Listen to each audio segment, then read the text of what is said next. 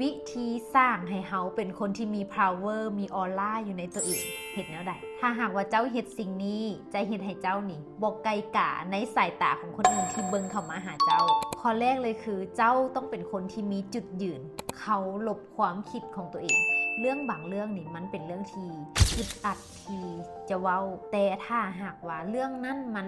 รู้สึกว่ามันข้ามเส้นของในใจเฮาและมันอึดอัดที่จะเว้าไปกับยันผิดกันยังเก่งใจกันสิ่งเหล่านั้นแหละคือสิ่งที่เฮาต้องออกมาแสดงจุดยืนให้ตัวเฮาเพราะว่าเรื่องนั้นมันเป็นเรื่องที่บีบหัวใจเฮาแล้วเจ้าต้องกล้าเว้าไปตรงๆว่าเรื่องนี้เจ้าบ่สะดวกที่จะเห็นบ่สะดวกที่จะไปหรือบ่สะดวกที่จะทนเรื่องนี้มันเกินความที่เจ้าจะรับได้เจ้าต้องกล้าสื่อสารถ้าบางเส้นคนอื่นก็จะบอหัวเจ้าว่าสิซะฉะนั้นถ้าหากว่าเจ้าปล่อยให้ความสัมพันธ์ต่างๆบ่ว่าจะเป็นเรื่องแฟนหรือมูคูหรืออีหยังก็ตามเข้ามาก้าวไกลและเจ้านี่เป็นคนง่ายๆอีหยังก็ได้คนง่ายๆเรื่องใดก็อย่าที่เจ้ารู้สึกว่ามันอดบ่ได้รู้สึกว่ามันมากเกินไปเจ้าต้องมีจุดยืนให้ตัวเองนะมันผิดกับคนที่รู้สึกว่าอีหยังก็ได้ง่ายๆข่อยรับได้เหมือนเรื่องที่ข่อยบ่อยากทนข่อยก็ทนได้ทนไปเรื่อยๆมันผิดกับคนกลุ่มนี้เพราะว่าถ้าว่าเจ้าอีหยังก็ได้หั่นนะข้าเจ้าก็จะเฮ็ดหยังก็ได้ให้กับเจ้าและเจ้าจะบ่มีคุณค่าบ่มีความเก่งมุกเก่งใจอีหยังเกิดขึ้นในตัวเจ้าเลยฉะนั้นเรื่องนี้สำคัญแฮงนะจุดยืนของเฮาต้องมีทุกในสถานะในการคบคนว่าจะเป็นแฟนเป็นมูหรือเป็นพาร์ทเนอร์ทุกอย่างเขาต้องมีจุดยืนเด้อข้อที่2คือความใจเย็นคนที่ใจเย็นนี่คือคนที่มี EQ สูงเรื่องนี้นะเป็นสิ่งที่ครูตุ๊กตากับฝึกฝึกมหาศาลเลยเพราะเป็นคนใจร้อนการที่เฮาฝึกให้เฮาเป็นคนใจเย็นขึ้นนะวุฒิภาวะเขาจะสูงขึ้นและผู้หญิงหรือว่าผู้ชายก็ตามที่มีความใจเย็นเวลาที่เจอปัญหาเข้ามาแล้วเฮาบ่โวกเวกโวยวายไปกับปัญหานั้นเฮา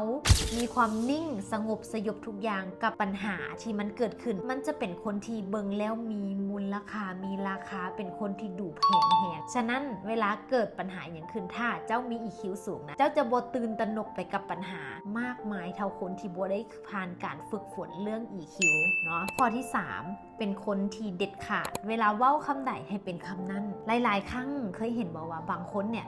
สามีบ่ค่อยเชื่อว่าเมียเนี่ยจะเฮ็ดได้เวลาที่จะบอกมาขายไอเดียให้ผัวว่าค่อยอยากเฮ็ดอันนี้ค่อยอยากขายออนไลน์นั่นนี่ผัวบ่ยอมให้เฮ็ดย้อนเนี่ยบางครั้งนะเฮาเป็นคนที่บ่เด็ดขาดเวลาที่เฮาเว้าแล้วเฮาเฮ็ดแปะๆบางๆแล้วเขาเห็นหลายครั้งหลายที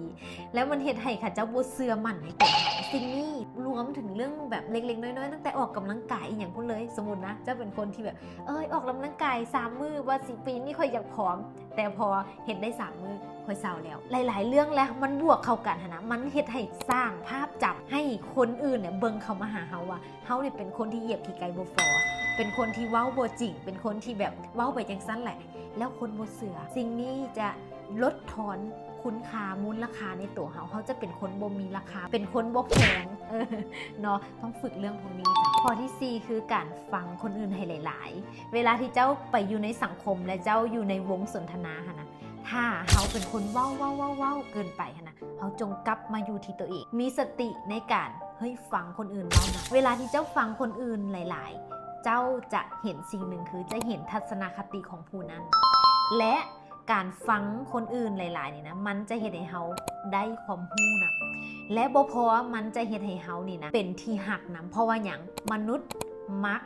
เว้าและมนุษย์อยากให้คนอื่นเนี่ยฟังเรื่องของเขาถ้าเจ้าอยากให้คนใดคนหนึ่งประทับใจในตัวเจ้านะเจ้าบ่ต้องเว้าหลายเจ้ามีแต่ตั้งคำถามและให้เราเว้าเรื่องของเราเว้าออก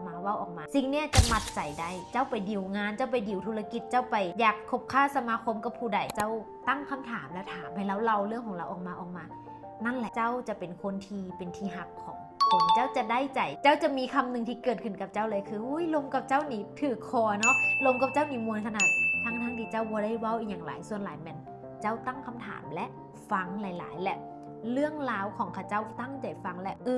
หอมหมกในที่มันเป็นเรื่องราวของข้าเจ้านั้นตั้งใจฟังมันจะเฮ็ดให้คนคนนั้นประทับใจและคนที่ฟังคนอื่นเก่งนะมีเสน่ห์แล้วคนจะมักคนจะหักมันจะมีคนเข้าหาหลายและคนอยากที่จะรู้สึกว่าเว้ากับเจ้าและสบายใจเพราะว่าข้าเจ้าได้เว้าได้ปากได้โอ้ลมเนาะฉะนั้นแล้วสิ่งนี้จะเฮ็ดให้ตัวเจ้าเป็นคนที่มี power อยู่ในตัวเองและเฮ็ดให้คนอยากเข้าหาเนาะหวังว่าคลิปนี้จะเป็นประโยชน์เนาะแล้วเจอกันสบายดี